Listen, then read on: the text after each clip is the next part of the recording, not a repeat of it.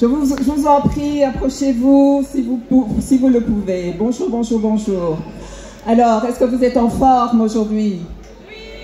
Plus fort? Oui. Voilà. Bienvenue à la seconde édition du Nelson Mandela Day. Avant toute chose, je voudrais remercier la Fédération bruxelloise du PS pour son soutien et son accompagnement dans l'organisation de cette journée, et plus particulièrement son président, Monsieur Ahmed Laouej.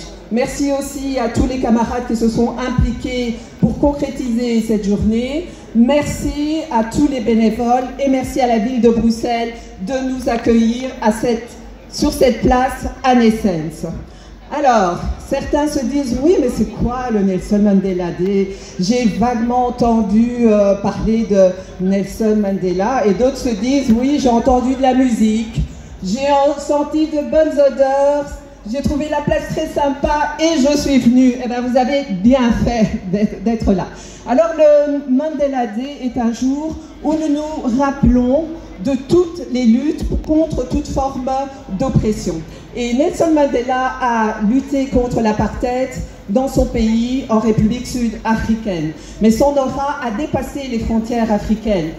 Donc d'autres, par tous les temps, dans tous les continents, et ont également lutté contre les formes d'oppression. Alors je pense ici, puisque c'est d'actualité, à Patrice Emery Lumumba, qui était un panafricaniste. Je pense au Burkinabé Thomas Sankara, qui disait entre du champagne pour quelques-uns et de l'eau potable pour tous, il faut choisir. Alors quel est le programme de cette journée? Nous avons un talk qui a déjà débuté, et le titre de ce talk, c'est « Comment la Belgique se réconcilie-t-elle avec son passé colonial ?» Donc il a débuté, c'est le bâtiment au bâtiment principal, si vous voulez connaître la réponse. Nous avons également plein de stands, des stands culinaires, des stands artisanaux. Nous avons également dans le bâtiment principal une exposition, les fantômes de la colonie, c'est une exposition photo. Et nous avons également plein d'activités pour nos têtes blondes, mais les têtes rousses aussi, les têtes brunes, les têtes noires. On oublie personne. Alors il y a une particularité cette année. On a demandé à une artiste de présenter un extrait de son spectacle.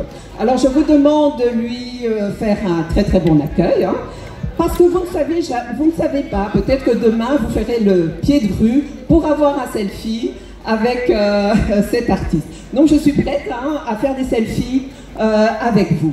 Et donc un autre conseil, il fait chaud. Donc buvez beaucoup, hydratez-vous. Alors là, je sens qu'on va faire un chiffre d'affaires top au niveau boisson. Les dieux même sont avec la seconde édition du Nelson Mandela Day. En même temps, il n'y a pas d'hasard, hein. Donc vous avez devant vous Hatshepsut, reine et pharaon d'Égypte, qui a reçu le pouvoir divin. Alors, j'entends les femmes dire « Oui, mais elle se prend pour qui? Elle se prend déjà pour la Queen H, on la connaît même pas. » Et les hommes sortir leur smartphone, regarder Hatshepsut, image.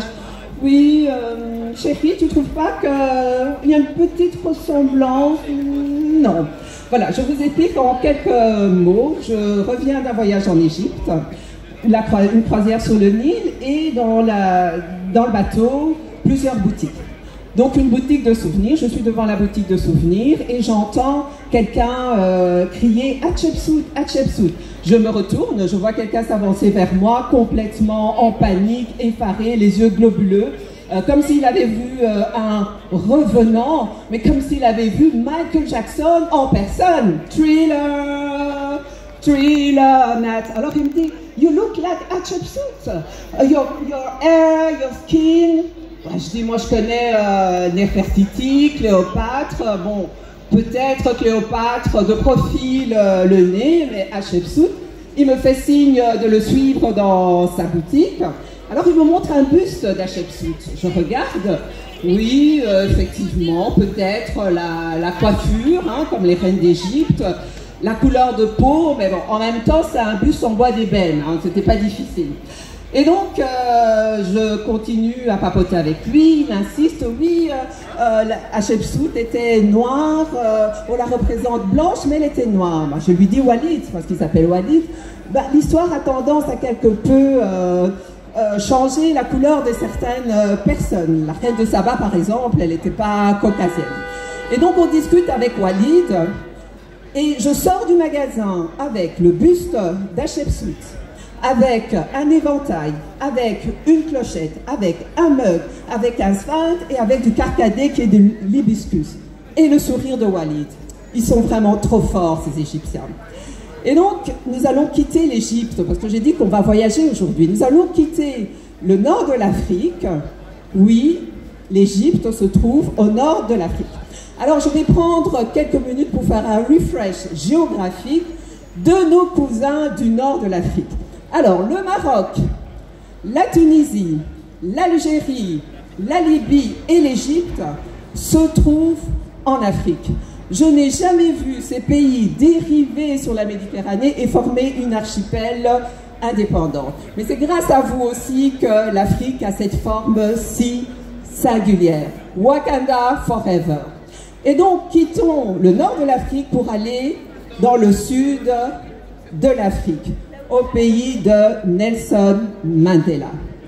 Et donc, on l'a dit, Nelson Mandela a lutté contre l'apartheid dans son pays, mais des artistes aussi ont lutté contre l'apartheid.